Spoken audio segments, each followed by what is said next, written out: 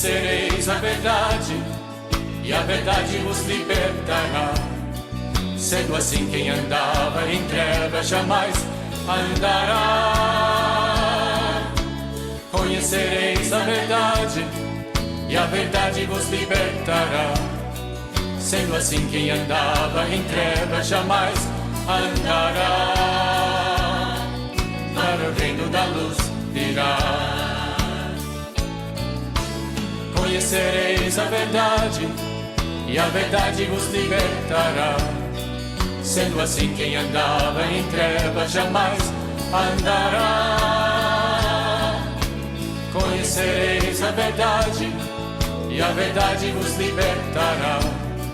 Sendo assim, quem andava em trevas jamais andará. Para o reino da luz virá.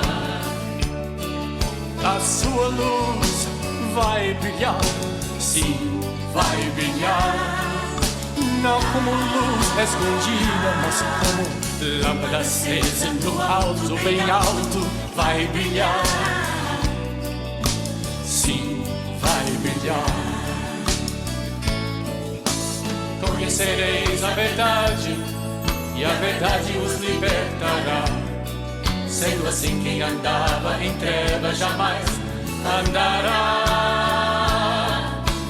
Conhecereis a verdade, e a verdade vos libertará. Sendo assim, quem andava em trevas jamais andará.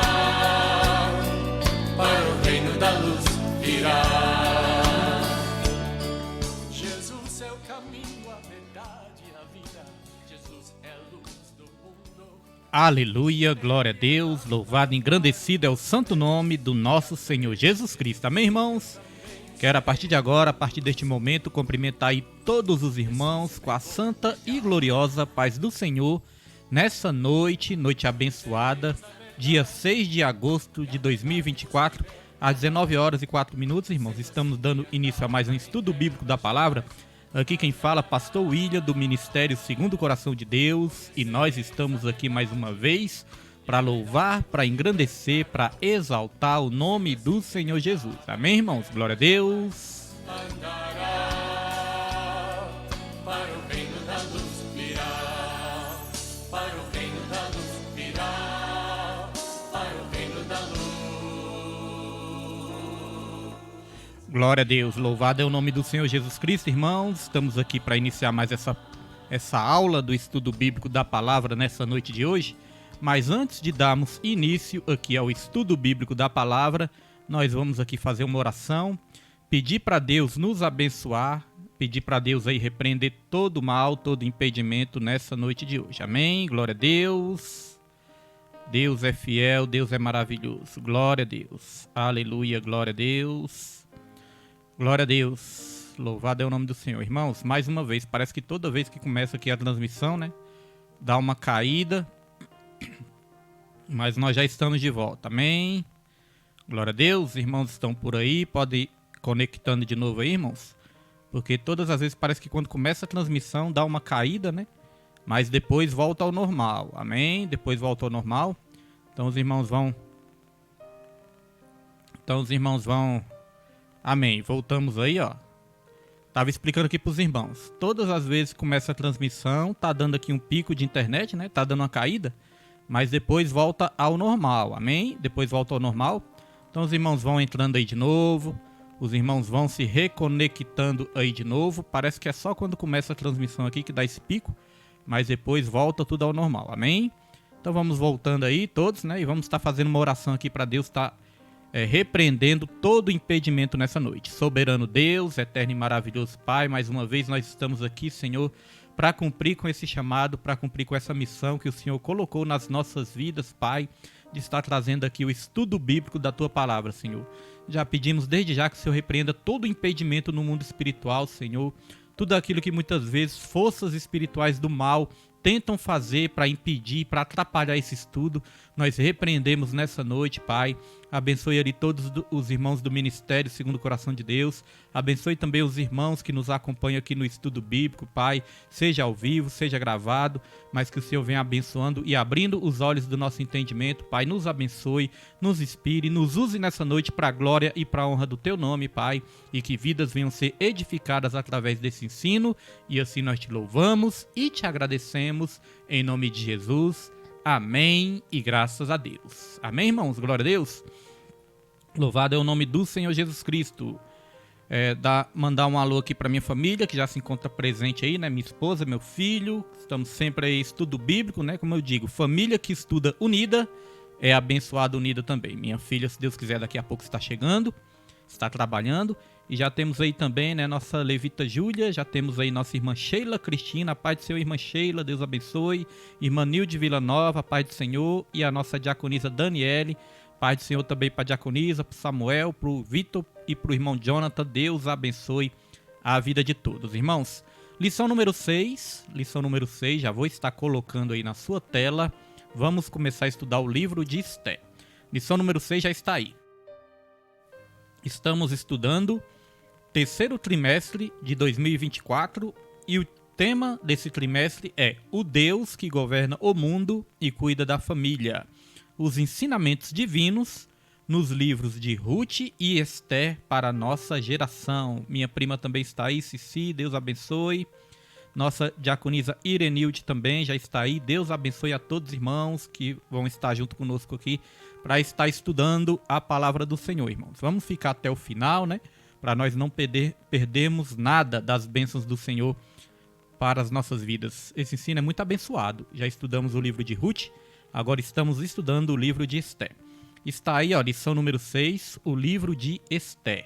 Essa aula vai ser uma aula introdutória sobre o livro de Esté e durante esse restante de trimestre nós vamos estar entrando em toda a história de Esté e vai estar abençoando grandemente a nossa vida. Estamos aqui para estudar o melhor, o maior, o mais importante livro do mundo, o livro mais vendido, o livro mais reproduzido, o livro mais comentado, o livro, irmãos, que nunca foi esquecido, que é o livro da Bíblia. Amém? O livro mais importante do mundo e das nossas vidas. Vamos para o texto áureo. O texto áureo está em Esté 4, versículo 14, e diz: Porque se de todo te calares nesse tempo, socorro e livramento doutra parte virá para os judeus. Mas tu e a casa de teu pai perecereis. E quem sabe para tal tempo como este chegaste a este reino. Ao decorrer dessa lição, nós vamos aprofundar um pouquinho mais nesse texto, porque esse texto já nos ensina algo, irmãos, maravilhoso nas nossas vidas. Ensina que Deus nos dá a oportunidade de fazer a obra dele, de ser usado por ele. Se a gente, por algum motivo, não aceitar esse chamado, esse mandamento do Senhor, essa missão do Senhor, de qualquer maneira o plano de Deus vai se cumprir. Talvez Deus não nos use se a gente não quiser ser usado, mas Deus sempre vai levantar alguém e a vontade dele sempre vai ser feita. Amém? Dito isso, já podemos ir para a verdade prática. Verdade prática diz: a perfeita vontade de Deus é nos guiar por caminhos que levem ao cumprimento de seus eternos propósitos. Então veja, a vontade de Deus é perfeita. E a vontade de Deus é nos guiar, nos direcionar por caminhos que levem ao cumprimento de seus eternos propósitos. Então Deus nos guia para esses caminhos e para que os propósitos dele se cumpram nas nossas vidas, nós temos que seguir pelo caminho que ele indica. Não é pelo caminho que nós pensamos, não é pelo caminho que o homem diz que nós temos que ir, não. É pelo caminho que Deus nos indica, é pelo caminho que Deus nos guia, é que nós temos que ir. Não tem aquele louvor da harpa que diz que Deus vai te guiar? Deus é o nosso guia, irmãos, e ele nos guia segundo o propósito dele para as nossas vidas. Dito isso, já podemos avançar para a leitura bíblica. Leitura bíblica está em Esté, capítulo 1, versículo 1 ao 9. Durante o restante desse trimestre, nós recomendamos que todos os irmãos leiam todo o livro de Esté. O livro de Esté é um livro pequeno também, só tem 10 capítulos, então até o final do trimestre nós vamos estar lendo todo o livro de Esté. E no final do trimestre, como tradição, sortear alguns brindes abençoados aí para estar abençoando a vida dos irmãos também. Vamos lá para a apresentação da lição. A lição tem 3 objetivos principais, que são apresentar a organização do livro de Esté, explorar o contexto histórico do livro de Esté e expor o propósito e a mensagem do livro de Esté. São esses objetivos. Vamos aqui para a introdução dessa noite de hoje. Introdução, já estamos em aula, caráter introdutório. E a introdução diz: concluímos o estudo de Ruth. Nesta lição, iniciamos o estudo do livro de Esté. Ruth é cheio de referências expressas ao nome de Deus. Esther, por sua vez, não tem como característica singular... deixa eu ler de novo. Esther, por sua vez, tem como característica singular e sempre destacada a completa ausência do nome de Deus. Esther não contém alusões diretas ao Deus da providência, mas nos apresenta uma história cujo roteiro é por inteiro uma manifestação da providência de Deus. 2 coisas importantes aqui. Nós estudamos o livro de Ruth, concluímos o livro de Ruth. Se você perdeu alguma lição, tem aí salvo no Facebook, no YouTube, tudo organizadinho ali em playlists, e você pode estar acompanhando, amém? Você que é um amante da palavra de Deus, do estudo da palavra. Então nós concluímos esse estudo, e no livro de Ruth está cheio de referências ao nome de Deus. Esté, diferentemente de Ruth, irmãos, não aparece o nome de Deus. Mas nós vamos ver Deus agindo no meio do povo dele através de quê? Através da providência dele. Glória a Deus. Então, pode ser até que eu me equivoquei em alguns estudos passados, né? Eu não me lembro se eu disse que era no livro de Ruth, que não aparecia o nome de Deus, eu não lembro direito. Mas se eu disse isso, foi um erro meu.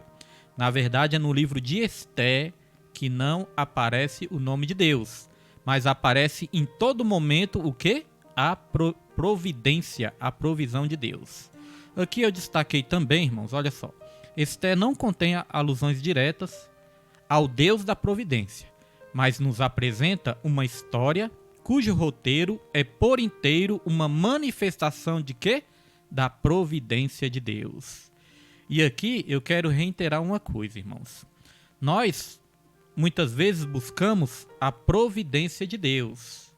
Agora, nós corremos o risco de buscar a providência de Deus, mas não buscarmos o Deus da providência.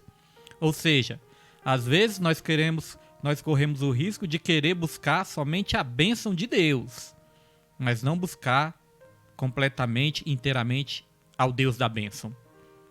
E aqui nós vamos reiterar um ensino que nós já trouxemos algumas vezes, relembrar um ensino, porque às vezes os irmãos podem até pensar: pastor, por que várias vezes o senhor repete o mesmo ensino? É porque ensino é isso, irmãos. Ensino é repetição. O apóstolo Paulo mesmo, ele deixou escrito: eu não me canso de dizer para vocês, de ensinar para vocês sempre as mesmas coisas, porque isso é segurança para vós. Ensino é repetição. Repetição para ficar na nossa mente, para guardar na nossa mente e guardar no nosso coração. Então o ensino que nós podemos trazer aqui nessa introdução também é um ensino que nós sempre falamos, que é o seguinte: que nós não podemos depender da providência de Deus. Nós temos que depender do Deus da providência. Amém?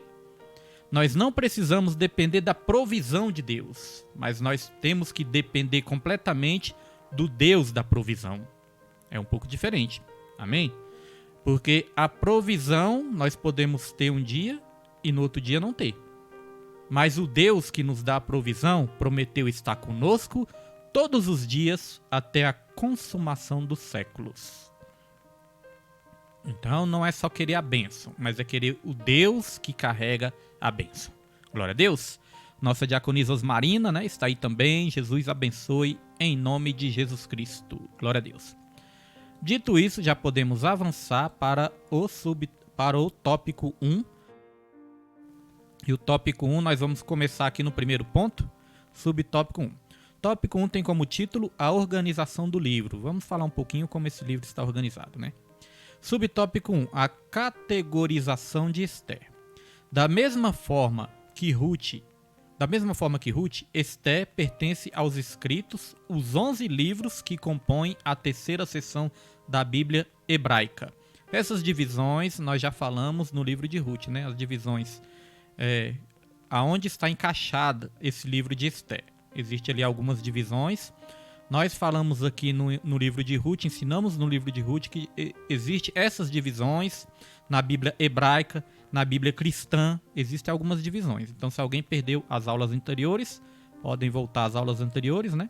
Porque aqui nós temos que entrar em vários pontos, aí não podemos voltar muito, né, irmãos, no que já estudamos. Então, aqui diz, as categorizações de Ruth e Esther também são semelhantes na Bíblia cristã, na qual figuram entre os livros históricos. Por sua reconhecida canonicidade, Esther compõe o conjunto da revelação divina, escrita, completa e perfeita. Então, irmãos, canonicidade da Bíblia, né? Isso mostra que a Bíblia, ela é sagrada. A Escritura, ela é sagrada. Ela é santa, ela é a perfeita revelação de Deus. Nós entendemos que toda a Bíblia é a completa revelação de Deus. É a perfeita revelação de Deus. É tudo aquilo que Deus quis revelar para nós. A palavra do Senhor fala em Deuteronômio 29:29, que aquilo que Deus revelou pertence a nós e aos nossos filhos. Mas a Bíblia também vai dizer que aquilo que Ele não revelou só pertence a Ele. Amém? Aquilo que está em oculto só pertence a Ele. Então Deus, Ele revelou tudo aquilo que nós precisávamos saber. Tudo aquilo que Ele quis revelar e tudo aquilo que nós precisávamos saber para buscar Ele, para conhecer a Ele e para receber a nossa salvação. As coisas reveladas pertencem a nós e aos nossos filhos, mas as coisas escondidas pertencem a Deus. É o que a palavra de Deus fala. E aqui foi dito que a revelação divina, ela é completa e perfeita. É tudo que nós precisamos. A Bíblia é o manual do Criador. Quando nós compramos algum eletrodoméstico, alguma coisa que nós precisamos aprender a utilizar corretamente aquilo, nós vamos procurar ler o manual. Hoje em dia, né, eu creio que a maioria não tem ali ânimo para ler um manual. Eu mesmo não tenho, irmãos. Eu prefiro aprender logo mexendo, vendo algum vídeo, porque o manual, às vezes as letras são tão pequenininhas, né? Mas o que acontece, irmãos? Quando nós precisamos utilizar bem alguma coisa, aí nós vamos fazer o quê? Nós vamos ler o manual. Irmãos, para a gente funcionar bem também nas nossas vidas, aí nós temos que também ler o manual, que é o manual do Criador. O manual do Criador é a palavra dele para as nossas vidas. Aí nós vamos viver bem, vamos viver uma vida abençoada. Não significa que não vamos ter problemas, porque os problemas também fazem parte da vida. Não significa que não vamos ter tribulações, porque a tribulação também faz parte da vida. Não significa que muitas vezes não vamos errar, porque os erros também nos ensinam. Mas significa que nós vamos conseguir superar tudo através do manual do Criador. E eu quero trazer aqui uma referência. Essa referência é uma referência abençoada e tem algo maravilhoso para nos ensinar. Vou colocar aí na sua tela 2 Timóteo 3, versículo 16 e 17, que diz: toda a Escritura, perceba que é toda a Escritura, ela é divinamente inspirada e proveitosa para ensinar, para redarguir, para corrigir, para instruir em justiça. Então perceba que não existe um livro mais santo do que o outro, não existe um livro mais inspirado do que o outro, não. Toda a Escritura é divinamente inspirada. Não existe, irmãos, essa questão de um livro é mais inspirado que o outro é menos inspirado, não. Toda a Escritura, ela é divinamente inspirada e ela é proveitosa para nos ensinar, para nos redarguir, para nos corrigir, para instruir em justiça. E aqui no versículo 17 diz: para que o homem de Deus seja perfeito e perfeitamente instruído para toda a boa obra. Para que a Bíblia ela é perfeita, irmãos, para que o homem de Deus seja perfeito e perfeitamente instruído para toda boa obra. Amém? Irmãos, se estiver dando alguma queda aí na internet, irmãos, sinceramente eu não tô me lembrando de pegar o cabo lá na igreja, irmãos, um cabo que tem lá. Mas hoje, depois que acabar esse estudo aqui, eu já vou lá. Já vou lá porque várias vezes eu esqueço e eu tô percebendo que tá dando algumas caídas aqui, né, irmãos? Misericórdia, que Deus nos ajude aqui em nome de Jesus. Então, irmãos, nós podemos dizer com esse texto, vou até repetir aqui, ó. Para repetir que os irmãos podem não ter pegado. Toda a escritura é divinamente inspirada e proveitosa para ensinar, para redarguir, para corrigir e para instruir em justiça, para que o homem de Deus seja perfeito e perfeitamente instruído para toda boa obra. Tá vendo? A Bíblia nos torna perfeitamente instruídos para toda boa obra. Então nós podemos dizer que o livro perfeito torna o homem perfeito também. Amém, irmãos? O livro perfeito forma o homem perfeito. O livro perfeito transforma o homem em um homem perfeito.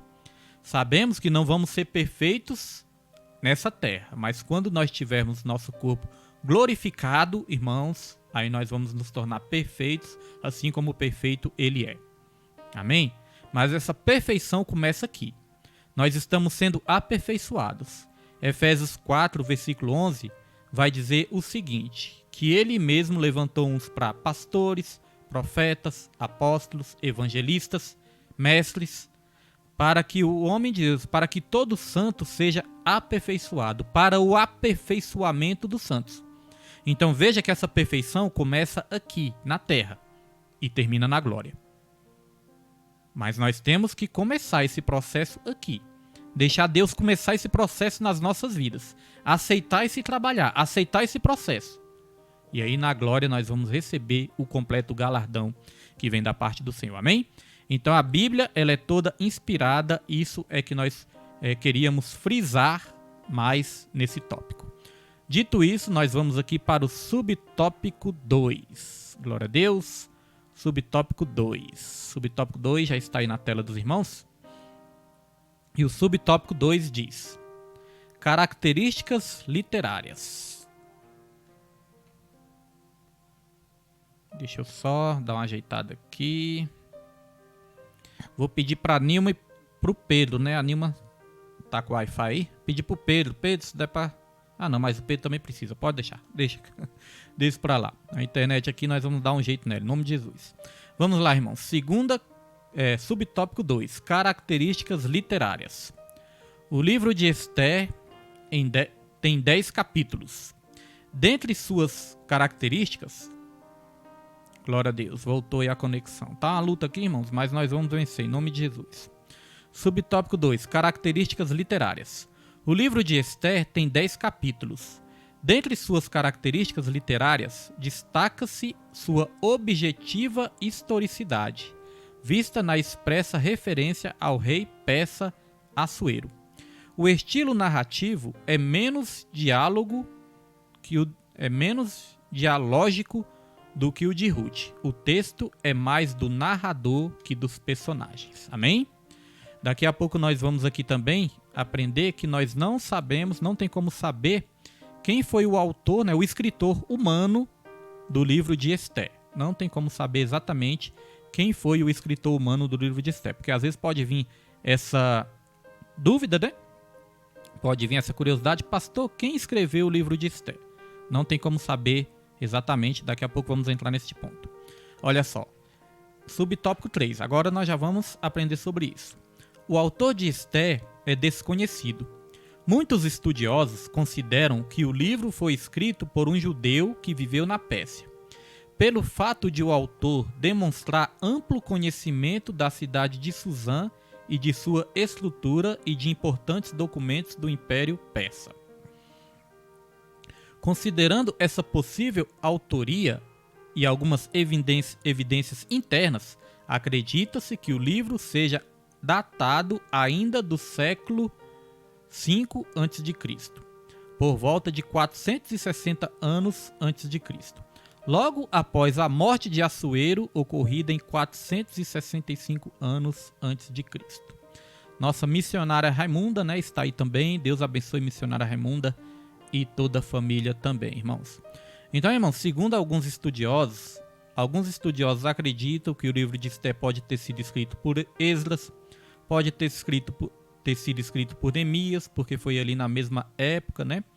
Mas não se tem certeza exatamente. Alguns até acreditam que a autoria pode ter sido também Mardoqueu, porque tem uma parte ali do livro de Esté que diz e Mardoqueu escreveu essas coisas, mas o mais provável pode ter sido Esdras ou Neemias, mas não tem como saber exatamente. Nossa irmã Raimunda está falando aqui, né? Mesmo atrasada, mas chegou. Irmã Raimunda chegou atrasada, quase leva falta, viu? Irmã Raimunda quase leva falta. Irmãos, estou pensando em fazer uma lista de chamadas. Que tal, hein? Que tal fazer uma lista de chamadas aqui? Aí eu fazer a chamada dos irmãos. E os irmãos colocarem presente. Acho que seria uma boa ideia, né, irmãos? Mas brincadeiras à parte, vamos lá, né, irmãos? Então, o que nós podemos dizer sobre a questão da autoria, irmãos? O mais importante não é o escritor humano. O mais importante é nós termos certezas que o autor, ter certeza, né, que o autor é o Espírito Santo. O autor das Escrituras Sagradas é o Espírito Santo. O Espírito Santo apenas inspirou escritores humanos. Usou ali a mão do ser humano, usou ali a pena na mão do ser humano, né, para escrever. Mas o autor, ele é o Espírito Santo. A Bíblia é o único livro que você pode sempre ler ele na presença do autor. Não tem muitas vezes ali sessão de autógrafos, onde um escritor ali começa a autografar vários livros e as pessoas têm que fazer aquela fila enorme para ter um encontro com o autor, um encontro com o escritor de algum livro. Às vezes tem que viajar, né, por grandes distâncias. Às vezes tem que esperar muito tempo, às vezes tem que enfrentar uma fila gigantesca, irmãos, para ter um encontro ali com o escritor dos livros humanos, né? Para ter ali um encontro, para ter ali um autógrafo do escritor humano. Pois a Bíblia é diferente. A Bíblia é o único livro que você pode ler ele sempre na presença do autor, porque o autor é o Espírito Santo de Deus. Amém? E se você tiver alguma dúvida, tudo bem você perguntar para o seu pastor, você pode perguntar também. Mas, irmãos, se você tiver alguma dúvida também e não conseguir entender, você pode perguntar para o próprio autor, que é o Espírito Santo, que de uma maneira ou de outra ele vai te fazer entender. Glória a Deus. Nossa irmã Raimunda está falando aqui, né? Até que seria muito bom ter chamada. Glória a Deus, irmãos. Deus é fiel nas nossas vidas, né? Então vamos lá. Agora tópico 2, né? Vamos passar para o tópico 2. E deixa eu só beber um chazinho aqui quente para acalmar a garganta e nós já entramos aqui no tópico 2.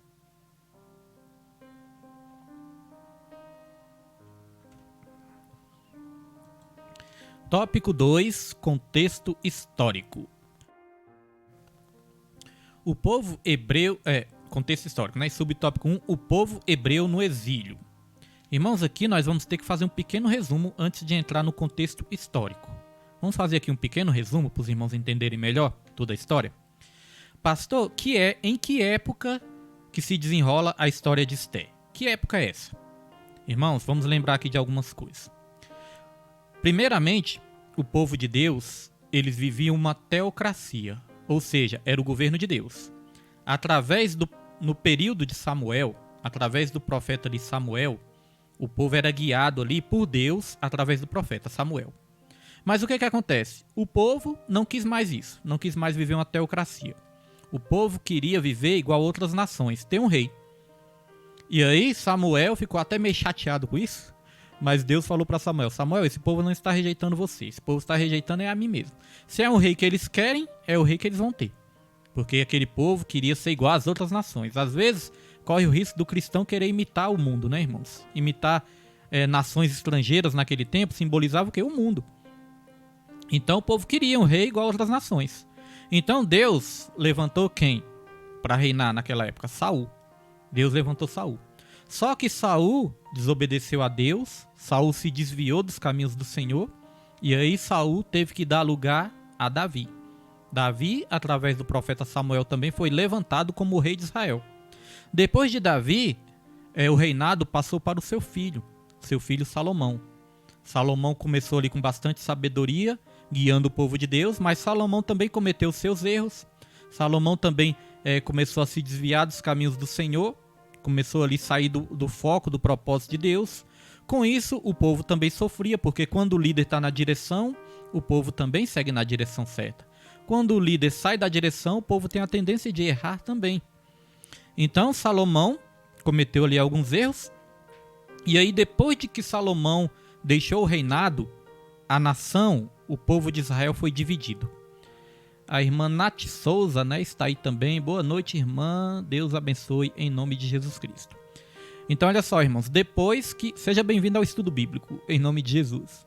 Então, depois que Salomão deixou ali o reinado, a nação foi dividida. Ah, é a Camila. Porque tá aqui Nath Souza. É a irmã Camila. Deus abençoe, irmã Camila, em nome de Jesus Cristo. Então, olha só, irmãos. Depois que Salomão deixou o reinado, aí a nação foi dividida. O povo foi dividido. Aí o que acontece? 10 tribos formaram o reino do norte. E 2 tribos, estão só resumindo, irmãos, vamos entrar aqui em muitos detalhes não. 10 tribos formaram o reino do norte. 10 tribos. E 2 tribos formaram o reino do sul. As 2 tribos que formaram o reino do sul eram Judá e Benjamim. E 10 tribos restantes formaram o reino do norte. Essas 10 tribos que formaram o reino do norte, essas 10 tribos, elas foram invadidas pelos assírios. E ali aconteceu o primeiro cativeiro, que foi o cativeiro assírio. Com isso, a sua irmã Judá não aprendeu ali os erros das 10 tribos do reino do norte. Como não aprendeu ali os erros que eles cometeram, se desviando do Senhor, até serem levados ao exílio, ao cativeiro, a tribo de Judá também foi invadida pelos babilônios. E com isso veio o cativeiro babilônico também. Perceba aí 2 cativeiros, né? Assírio e babilônico. E depois desse cativeiro, Deus levantou o rei persa, o rei sírio, para instituir ali um decreto, e nesse decreto instituía que o povo que estava ali cativo, no cativeiro babilônico, poderia voltar para sua terra. Nesse contexto, nessa época, surge Esther. Glória a Deus. Dito isso, feito esse pequeno resumo, nós já podemos aqui prosseguir. O contexto histórico. Subtópico 1. Povo hebreu no exílio.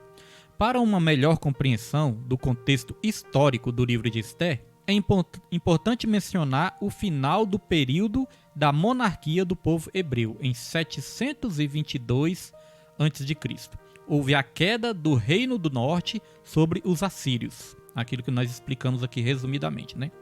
Pouco mais de 100 anos depois, Judá, o reino do sul, foi levado para o cativeiro babilônico em 3 levas. 605, 597 e 586 a.C. Foram levados ali primeiro os principais, né, irmãos, os mais sábios.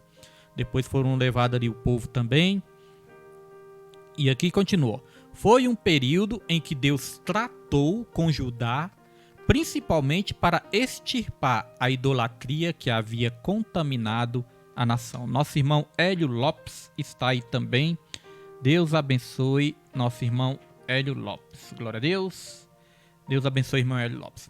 Então aqui eu quero destacar esse finalzinho aqui, ó. Deus tratou com Judá, principalmente para extirpar a idolatria que havia contaminado a nação.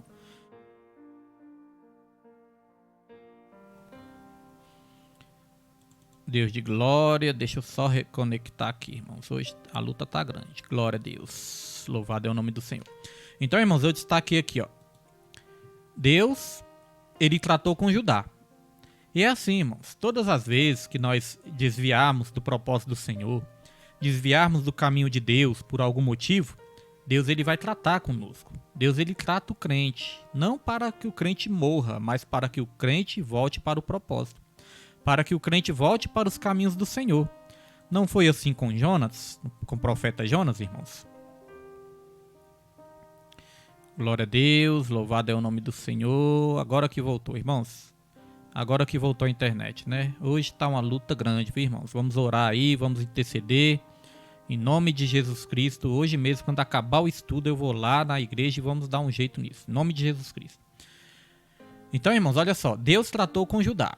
Porque todas as vezes que o crente se desvia dos caminhos do Senhor, Deus ele trata.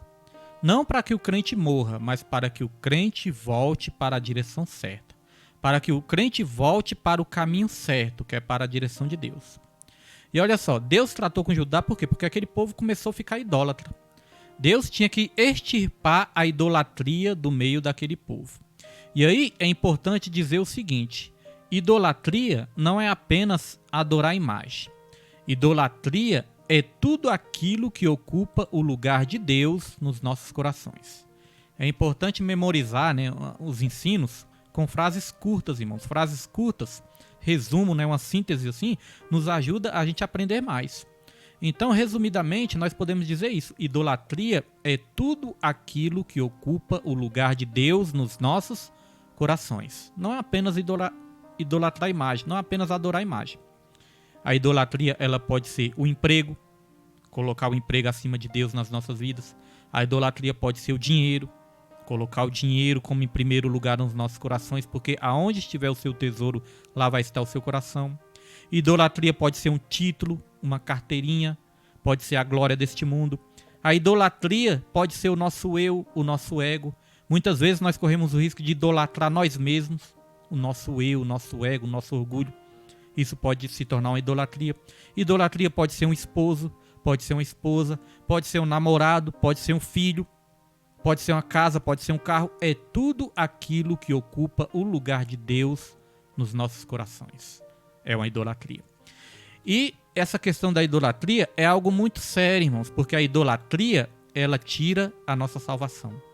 A Bíblia fala que os idólatras não serão salvos. Vamos ler este versículo? Olha só, está aqui em Samuel, deixa eu ver se eu coloquei, não coloquei Samuel? Peraí, Apocalipse, irmãos.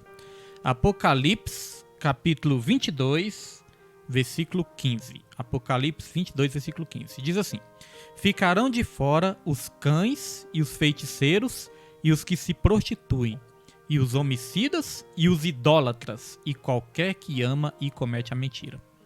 Tá vendo aí, ó? Ficaram de fora todas essas categorias aí. E aqui também ficarão de fora os idólatras. Então nós temos, irmãos, que renunciar toda idolatria no nosso coração. Tudo aquilo que ocupa o lugar de Deus nos nossos corações. Às vezes, irmãos, nós estamos buscando tudo nessa terra, mas não estamos buscando Deus em primeiro lugar. Se nós não buscarmos Deus em primeiro lugar, consequentemente a idolatria vai tomar de conta dos nossos corações. Mas como eu falei, idolatria são várias coisas, né, que pode se tornar idolatria. Agora, olha só uma coisa interessante que tem aqui também, 1 Samuel, capítulo 15, versículo 23. Diz assim, ó: porque a rebelião é como o pecado de feitiçaria, e o porfiar é como a iniquidade e a idolatria. Vamos ler só essa primeira parte. Então, rebelião, irmãos, é a mesma coisa que feitiçaria. Rebelião, rebeldia, a mesma coisa que feitiçaria. E o porfiar é o quê? As contendas também. É ser rebelde também. Porfiar é como iniquidade e idolatria. A rebeldia, a desobediência. A desobediência é como o pecado da idolatria também. Percebeu que muitas vezes nós achamos que não somos idólatras porque não adoramos imagem? Ah, pastor, eu não sou idólatra, eu não adoro imagem. Mas até se nós formos rebeldes, até se nós formos desobedientes, nós estamos sendo idólatras. Porque quando nós estamos sendo desobedientes, nós estamos idolatrando o nosso próprio ego. Ah, eu não quero obedecer.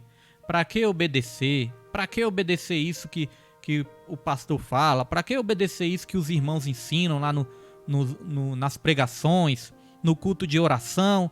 Para que obedecer o povo de Deus? Para que obedecer o que eles ensinam? Não, eu é que sei, eu é que faço, eu que aconteço. Isso nada mais é que uma idolatria.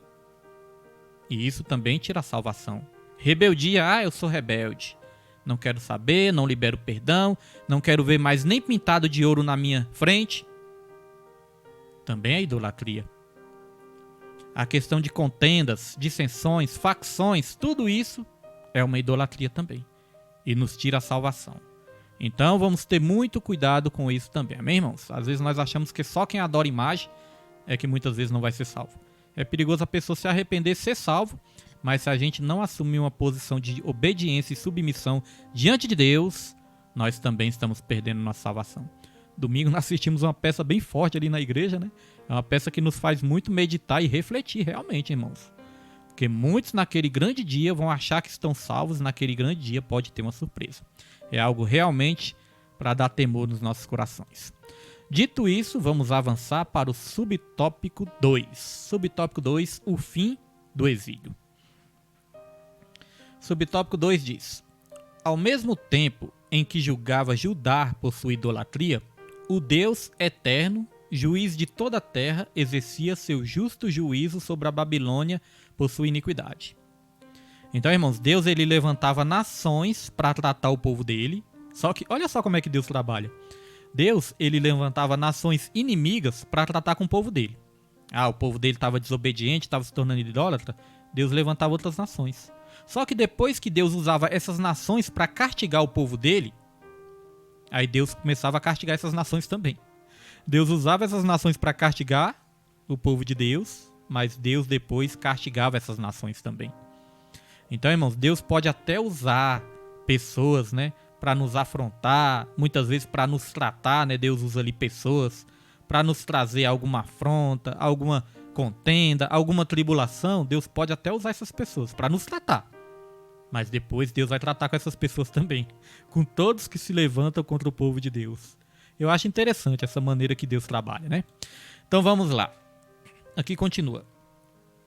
Antes já havia julgado a Assíria como profetizado por Naum.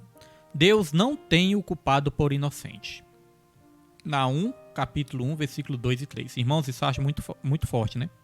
Deus ele não tem o culpado por inocente. Irmãos, naquele grande dia não vai haver justificativa, não vai haver desculpa.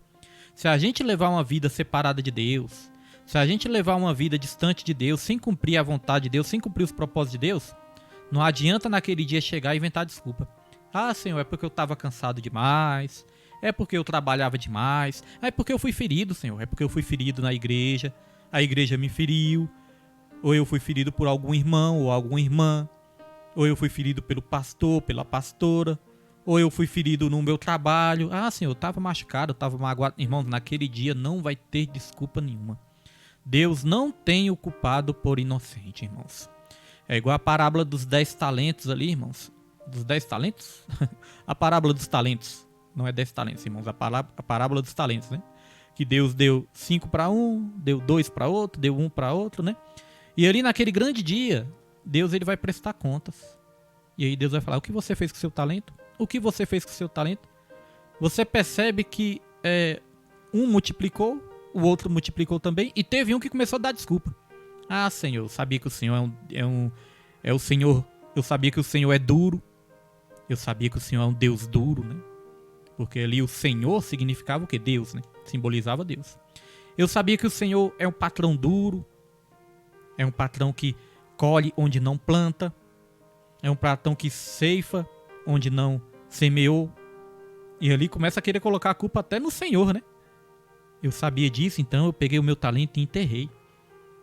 Às vezes quer botar a culpa até no próprio Deus. É porque Deus não me ajuda, Deus não me abençoa, Deus não muda a minha vida, Deus não muda a minha história. Tô passando por uma luta e essa luta não acaba, essa provação não acaba. Não tenho forças para buscar. Irmãos, naquele grande dia não vai ter o culpado por inocente, irmãos. Porque o mesmo Deus é o Deus de todos. É o mesmo Deus que é o Deus de todos. O mesmo Deus que deu vitória para Abraão, para Isaac, para Jacó, para Pedro, para Tiago, para João, para o pastor William, para a missionária Nilma. É o mesmo Deus de todos, irmãos. O mesmo Deus que me ajuda a vencer as minhas lutas é o Deus que te ajuda a vencer as suas lutas também. O mesmo Deus que te ajuda a superar tudo é o Deus que pode me ajudar também a superar todas as coisas. Eu não tenho tempo. Deus deu 24 horas para todo mundo. A questão não é tempo, a questão é prioridade. Estou passando luta. Todos nós passamos lutas. Pastor, tô doente. Todos nós ficamos doentes. Então, irmãos, Deus, como foi dito aqui, dá 1, versículo 2 e 3. Não tem o culpado por inocente. E aqui continua. Daniel havia se humilhado diante de Deus, jejuando e orando fervorosamente para a restauração de Jerusalém.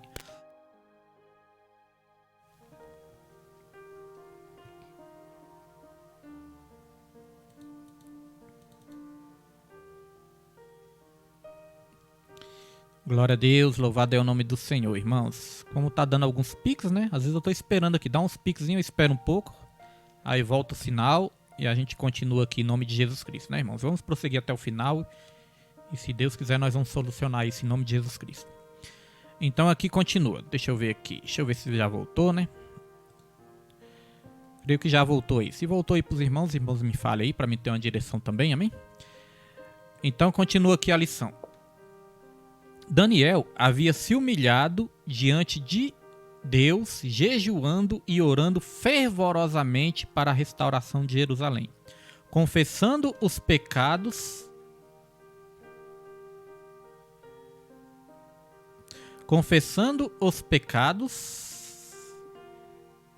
da nação de Israel. O ensino bíblico a respeito de nosso relacionamento com as estruturas de poder terreno é sempre confiar na soberania divina, buscando com humildade a intervenção de Deus em nosso favor. Amém? Parece que não voltou, né, irmãos? Meu Deus do céu, Jesus amado.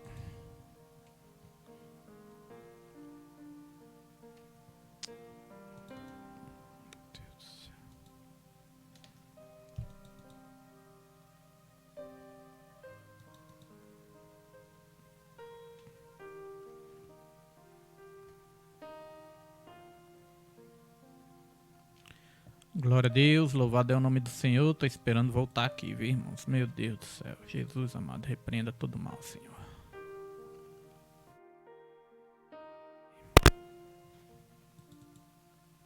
Glória a Deus, louvado é o nome do Senhor Jesus Cristo.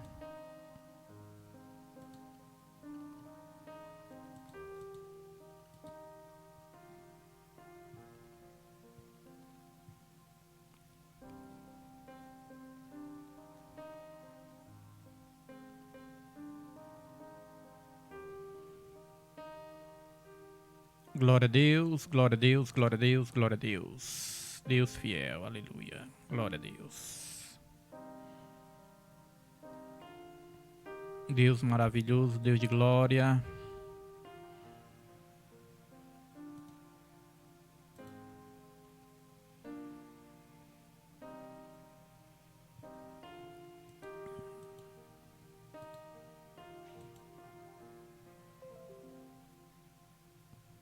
Glória ao Senhor Jesus Cristo, Deus de maravilha, Deus de poder, Deus de glória. Glória a Deus. Estamos de volta, irmãos. Esperar os irmãos entrarem de novo aí. Esperar os irmãos entrarem. Irmãos, caiu de novo aqui, viu? Não é problema na internet dos irmãos, é aqui em casa mesmo. Vamos ter que solucionar isso emergencialmente, né? Em nome de Jesus. Mas de qualquer maneira, irmãos, nós estamos gravando também, viu? Estamos gravando no YouTube. Se alguém perdeu aí algum pedacinho, depois pode ver no YouTube. Eu creio que não vai perder não, porque eu esperei, amém? Eu esperei voltar aqui a conexão. Então os irmãos já estão voltando aí, né? Voltou a conexão, então os irmãos não perderam nada. Amém? Vamos orar que vai dar tudo certo em nome de Jesus Cristo. Então olha só.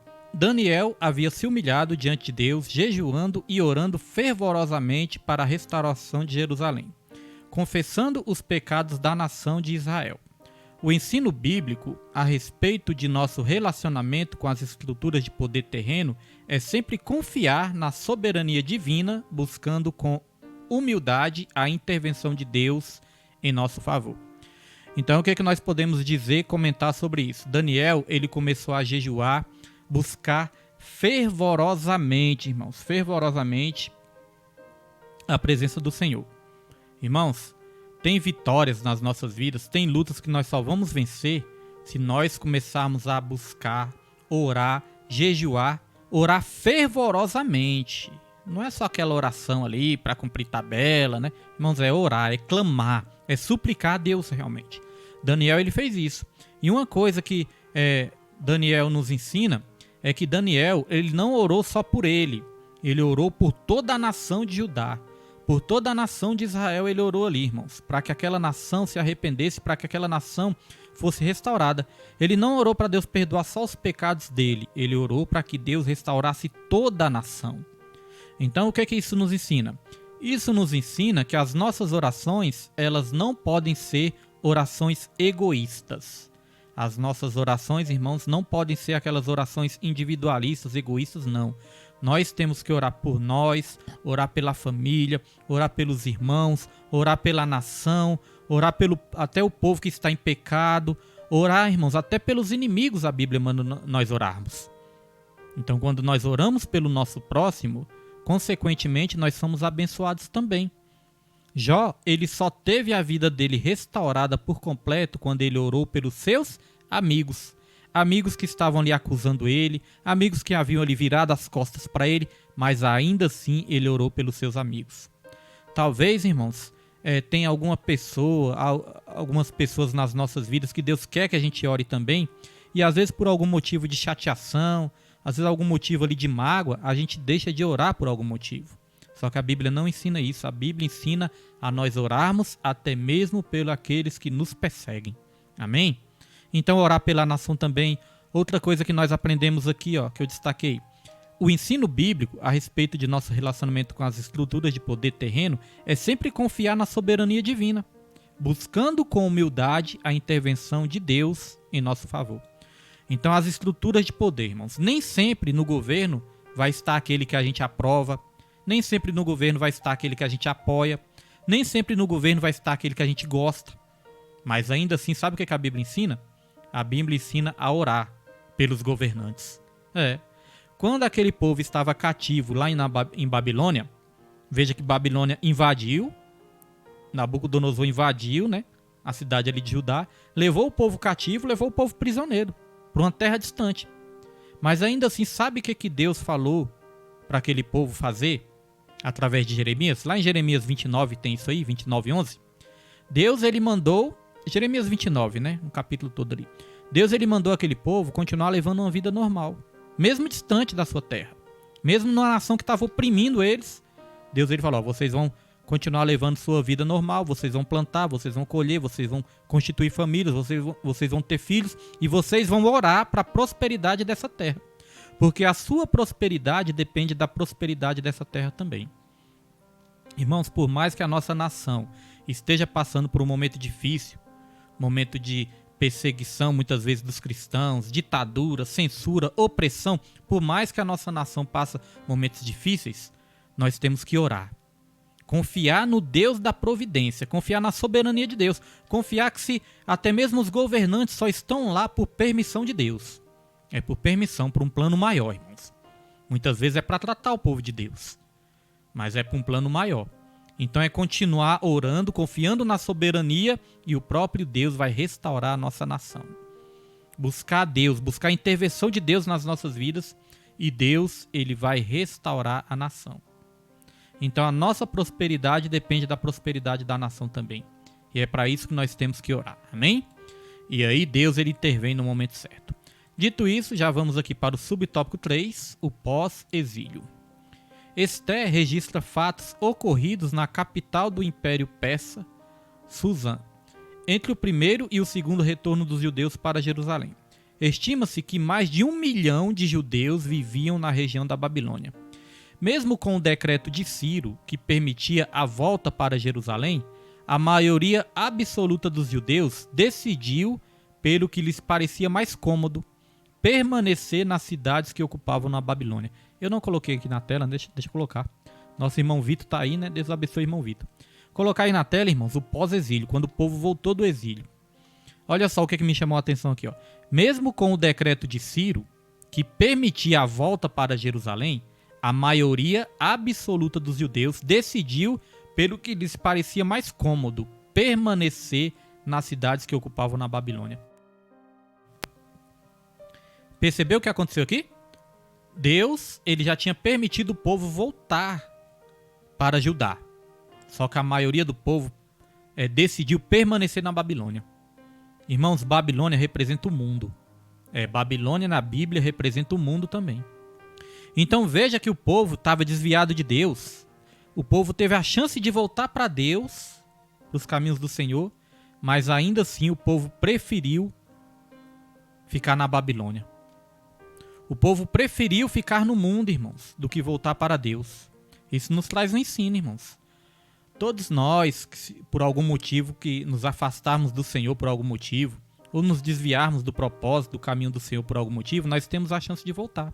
Mas aqui vai dizer, ó, olha só, tá em vermelho aqui, vai dizer que o povo preferiu ficar na Babilônia porque parecia mais cômodo.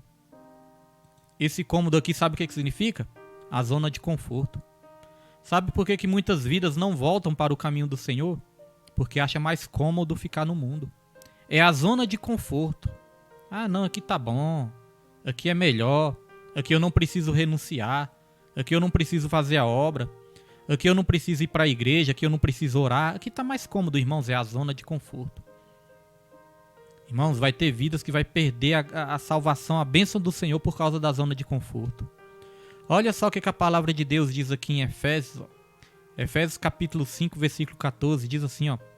Por isso diz, desperta tu que dormes, e levanta-te dentre os mortos, e Cristo te esclarecerá. Se nós estivermos dormindo, irmãos, se nós estivermos no nosso comodismo, na nossa zona de conforto, sem cumprir com a vontade de Deus, a Bíblia nos considera mortos. Mortos espirituais. E é por isso que a Bíblia diz, ó, desperta tu que dormes. Levanta-te dentre os mortos, e Cristo te esclarecerá. Então, às vezes é mais cômodo permanecer, irmãos, desviado da vontade de Deus. Ah, aqui tá bom, na minha casa, no meu sofá, em frente a uma televisão. Aqui eu não preciso ter compromisso com a igreja, não preciso ter compromisso com Deus, não preciso orar, não preciso ler Bíblia, não preciso ir na igreja, não preciso fazer nada, aqui tá mais cômodo. Note que esse comodismo pode afastar as pessoas da bênção de Deus. Olha só, continuando aqui a leitura, irmãos. Vamos aqui para o tópico 3. Tópico 3 diz, propósito e mensagem. A providência divina. O principal propósito do livro de Esther é registrar o cuidado providencial de Deus com o seu povo. A despeito de suas escolhas fora de seu propósito, Ao decidirem permanecer na Babilônia, sob os domínios do Império Persa, os judeus olharam para a estabilidade que imaginavam ter conquistado, não apenas no aspecto econômico, mas também cultural, social e religioso. Aquele povo ali, irmãos, eles olharam ali para uma falsa estabilidade que eles imaginavam ter. Ou seja, aqui tá tudo certo, tá tudo tranquilo, não tá acontecendo nada, aqui tá bom. Então, ao invés de voltar para Deus, eles preferiram ficar onde estavam. Eles estavam ali firmados numa falsa estabilidade. Quando você vai ler as cartas que Deus mandou ali para as 7 igrejas de Apocalipse, tem uma coisa interessante. A carta que Deus mandou para a igreja de Laodiceia, a igreja de Laodiceia era uma igreja que se achava rica. É uma igreja que achava que tinha de tudo e não precisava de nada. Mas Deus ele falou para essa igreja, você é pobre, miserável, cego e nu. Falou para aquela igreja. Você acha que você é rico, mas você é pobre. Ao mesmo tempo, tem uma carta que Deus mandou para a igreja de Esmirna. Na igreja de Esmirna foi ao contrário. A igreja de Esmirna, Deus falou assim, ó, você se enxerga pobre, mas na verdade você é rica. Sabe por quê? Porque a igreja de Esmirna tinha a presença de Deus. A igreja de Laodiceia tinha tudo de material, tudo do bom e do melhor, mas não tinha a presença de Deus. Às vezes, irmãos, as pessoas estão aí ainda no mundão e elas imaginam ter ali uma estabilidade, irmãos, ter conquistado uma estabilidade, mas na verdade está fora do propósito de Deus. E ali eles imaginavam ter uma estabilidade não só econômica, mas também social e religiosa, liberdade religiosa. Eles achavam que tinha liberdade religiosa, porque ali na Babilônia permitia, né, adorar todo tipo de deus. Pode adorar qualquer deus aí que você acha que deve ser adorado. Então eles imaginavam ter uma falsa liberdade religiosa, irmãos. Uma liberdade religiosa que era falsa. Hoje em dia também acontece isso. Existe uma falsa liberdade religiosa. Essa liberdade que é pregada, Deus é amor, o que importa é o amor, Deus é graça, Deus é perdão. Aquela pregação que só prega o Deus de amor, mas não prega um Deus de juízo. Não prega que Deus é fogo consumidor também. Não prega que Deus castiga o pecado, não. É aquela falsa liberdade religiosa. Não, você pode acreditar em quem você quiser, você pode ter o Deus que você quiser, você pode servir a quem você quiser. E Deus é amor, Deus perdoa tudo, Deus perdoa todos. É uma falsa liberdade religiosa. Porque a liberdade não é a gente fazer o que a gente quer. Liberdade é a gente ter força para renunciar àquilo que nós não podemos fazer, para que não venha o castigo de Deus sobre as nossas vidas. Essa é a verdadeira liberdade. Liberdade é ter o poder de dizer não. Essa é a verdadeira liberdade, irmãos. Então aqui continua. O retorno a Jerusalém exigia renúncia e disposição para uma viagem penosa e para a dura reconstrução de uma cidade totalmente destruída. Quem disse que seria fácil, né, irmãos? O retorno para Jerusalém exigia renúncia. Por que muitos decidiram não voltar? Porque não queriam renunciar. Estar na presença de Deus exige renúncia. Renunciar ao pecado, renunciar às coisas erradas que nós estamos fazendo, irmãos. Exige renúncia. E aqui falou também que exige renúncia e disposição para uma viagem penosa e dura. Irmãos, para nós termos a nossa vida reconstruída, é algo penoso, é algo duro, é algo trabalhoso, não é fácil, irmãos. Às vezes as pessoas querem ter a bênção assim de uma hora para outra, não é de uma hora para outra. Exige muita renúncia, exige muita disposição para fazer a obra do Senhor, exige disposição. Disposição para acordar cedo, ir para uma consagração, igual as mulheres guerreiras vão. Disposição para orar na madrugada, disposição para jejuar, disposição para ir para os cultos, irmãos, no dia dos cultos. Fica olhando, né, irmãos? Culto, tem igrejas que é 2 vezes na semana e no domingo, né? Às vezes é 3 vezes, né? 2 na semana, 1 no domingo. Lá no ministério é só o estudo bíblico pela live, tem as consagrações terça e quinta, mas é o estudo bíblico pela live e o culto de cura e libertação presencial na quinta-feira e o culto da família no domingo. Poucas vezes, irmãos. E mesmo assim, às vezes as pessoas não têm disposição para ir. Tem igreja que só tem culto 1 vez na semana, 1 vez no domingo. Cada igreja tem o seu, né, a sua maneira de agir. E às vezes as pessoas ainda não têm disposição de separar um dia, de separar ali, não é nem um dia, separar ali 2 horinhas para estar em comunhão, para adorar o Senhor. Às vezes falta disposição. Disposição para fazer a obra, disposição para evangelizar, disposição para acompanhar um estudo bíblico. Então, irmãos, para conseguir a bênção, para receber a bênção do Senhor, é renúncia e é disposição. Aqui diz no final, olha só. Para muitos pareceu melhor ficar na Babilônia. Aí olha só, irmãos, o que Deus sempre fala nos nossos corações. Há caminho que ao homem parece direito, mas o fim dele são os caminhos da morte. Provérbios 14, 12. Então, às vezes a pessoa está ali numa falsa estabilidade. Eu tô aqui, tá tudo certo, tá dando tudo certo, eu tô bem, tô tranquilo, não tá me acontecendo nada de mal, nada de ruim, eu tô aqui. Então vai ver que Deus, ele tá comigo ainda. Isso aí, irmãos, pode ser um perigo. Pode ser um perigo, porque olha só o que vai dizer aqui no subtópico 2, irmãos. Está aí na sua tela. Externos, uma falsa estabilidade. Olha só, subtópico 2, uma falsa estabilidade. Externos transmite como mensagem o perigo de confiar nas falsas estabilidades que as estruturas do mundo nos oferecem e costumam parecer mais vantajosas. Muitas vezes o mundo parece ser mais vantajoso. No mundo eu posso curtir à vontade a vida, no mundo eu posso ter vários prazeres pecaminosos, no mundo eu posso fazer isso e aquilo, sem ninguém falar nada no mundo, né? Às vezes o mundo parece ser mais vantajoso, irmãos. Mas olha só o que diz aqui no final. Estava tudo indo muito bem em Suzã, até surgir a ordem de extermínio total dos judeus. Seja qual for a circunstância, é melhor confiar no Senhor do que no homem. Olha só, irmãos. Parecia estar tudo bem, tudo tranquilo em Suzã, até que chegou o decreto para que se matasse todos os judeus. A Bíblia vai dizer também no livro de Provérbios que o homem que é repreendido várias vezes, mas endurece o seu coração, ele será quebrantado de uma vez sem que haja cura. Então, ou seja, Deus ele vai avisando, vai levantando pessoas, vai levantando profetas para avisar. Volte para os caminhos do Senhor, volte a buscar a Deus, vá para a igreja, vá congregar, vá ter comunhão, vai orar, volte para os caminhos do Senhor, volte a fazer a obra, volte a evangelizar. Deus está sempre avisando e a pessoa, não, tá tudo certo, estou aqui, não está acontecendo nada de mal mesmo, está acontecendo nada de ruim, tá tudo certo, Deus está comigo. E aí, irmãos, a destruição chega de uma vez. Parecia tudo tranquilo, chegou o decreto para que se destruísse todos os judeus, para que matasse todos os judeus. Então nós temos que ter cuidado, viu? Nem tudo aquilo que parece estar indo bem, na verdade, irmãos, muitas vezes pode nos destruir. Nem tudo que parece estar indo bem, irmãos, na verdade está indo bem, muitas vezes não. O final pode ser caminho de morte.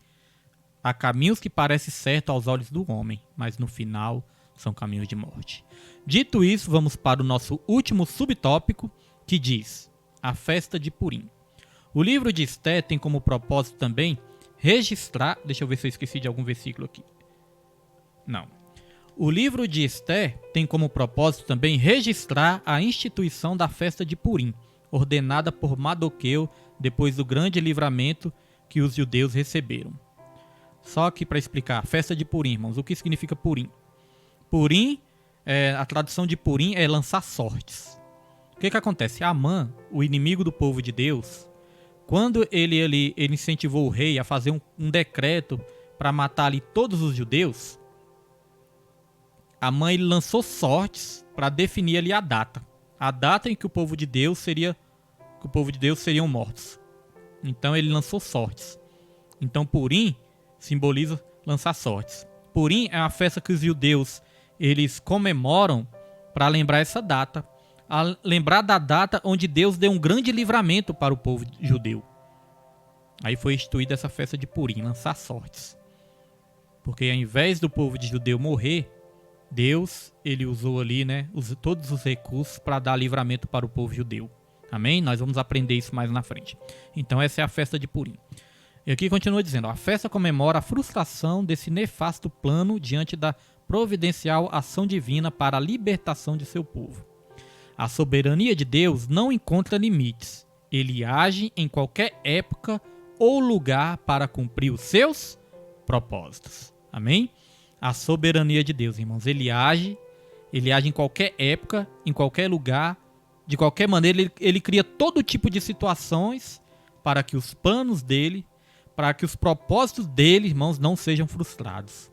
Olha só o último versículo que nós vamos estar lendo aqui, versículo bastante conhecido, Jó 42, versículo 1 e 2, diz assim: Então respondeu Jó ao Senhor, dizendo: Bem sei eu que tudo podes, e que nenhum dos teus propósitos pode ser impedido. Amém, irmãos? Fique com esse último versículo nessa noite de hoje. Confiar na soberania de Deus, irmãos, porque Deus, ele tudo pode e nenhum dos seus planos pode ser impedido, irmãos. Por mais que a gente passe provas, tribulações, às vezes até vamos ser tratados por Deus, mas tudo isso é porque Deus ele quer que a gente volte para a presença dele, para que os planos dele não sejam frustrados nas nossas vidas. Deus ainda nos dá oportunidades. Se nós estamos ouvindo essa palavra, recebendo esse ensino nessa noite de hoje, é porque Deus continua nos dando oportunidades para agir nas nossas vidas e através das nossas vidas. Glória a Deus.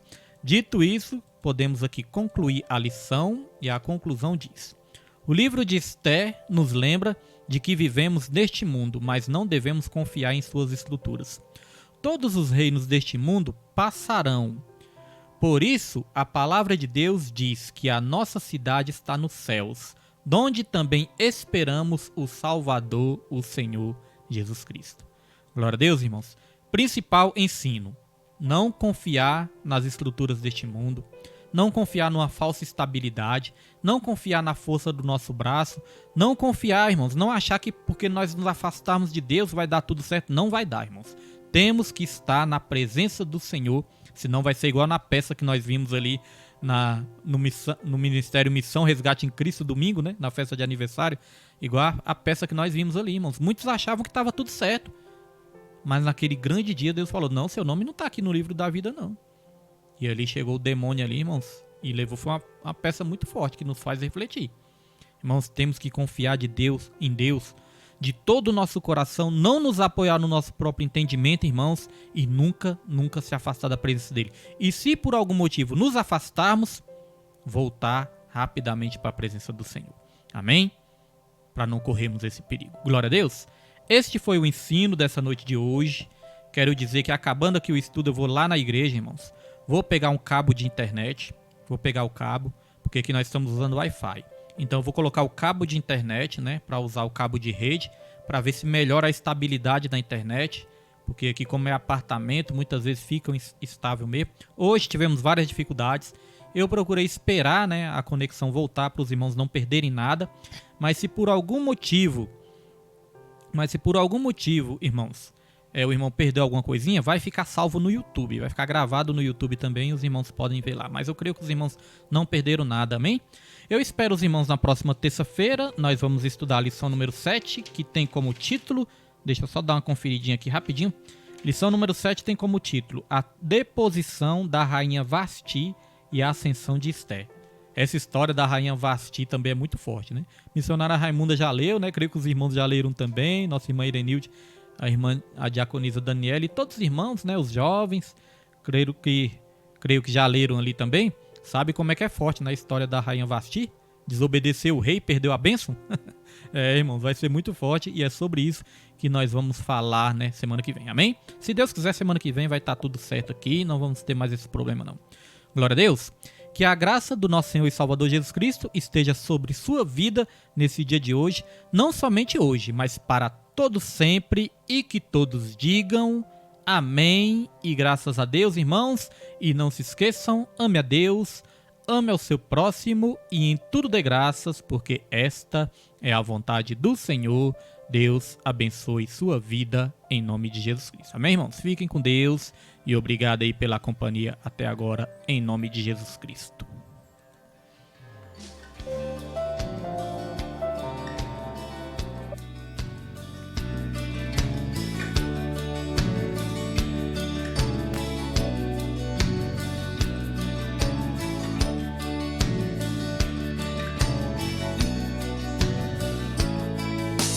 Conhecereis a verdade, e a verdade vos libertará. Sendo assim, quem andava em trevas jamais andará. Conhecereis a verdade, e a verdade vos libertará. Sendo assim, quem andava em trevas jamais andará. Para o reino da luz virá. Conhecereis a verdade, e a verdade vos libertará. Sendo assim, quem andava em trevas jamais andará. Conhecereis a verdade, e a verdade vos libertará. Sendo assim,